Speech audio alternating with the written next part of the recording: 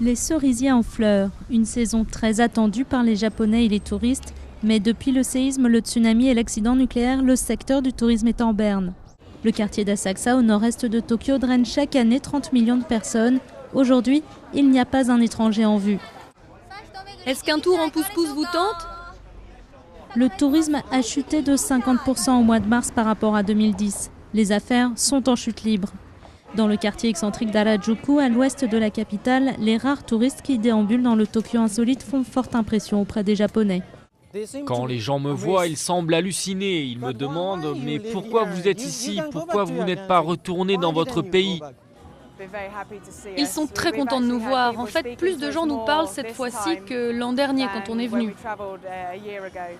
Dans le secteur hôtelier, un demi-million de réservations ont été annulées dans tout l'archipel. Certains établissements ont dû fermer leurs portes temporairement. Dans ce grand hôtel, on compte normalement 90% d'occupation des chambres. Mais depuis le 11 mars, tout a changé.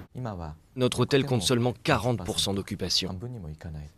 Dans la région sinistrée du Tohoku, les gens sont solidaires et font leur possible pour reconstruire et se remettre. Et de mon côté, je souhaiterais que les étrangers reviennent au Japon et soient solidaires. Un appel presque désespéré à tout étranger qui entendrait le message. C'est aussi l'initiative lancée par des guides touristiques sur Internet.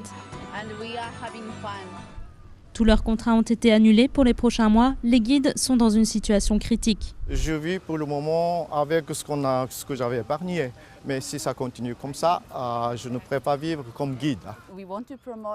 Nous voulons promouvoir d'autres endroits du Japon. Le Japon n'est pas seulement Fukushima. Les guides s'attendent à passer des mois très difficiles. En attendant, ils organisent des ateliers pour échanger leurs connaissances qu'ils pourront partager avec leurs prochains visiteurs. Cette semaine, on s'est vu 3 fois.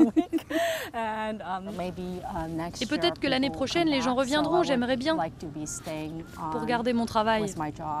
Les 11 premiers jours de mars commençaient pourtant très bien avec une hausse de 4% de fréquentation. Regagner la confiance des étrangers est désormais un autre défi pour le Japon qui avait pour ambition d'attirer 11 millions de visiteurs. Un secteur qui rapporte chaque année près de 7 milliards d'euros.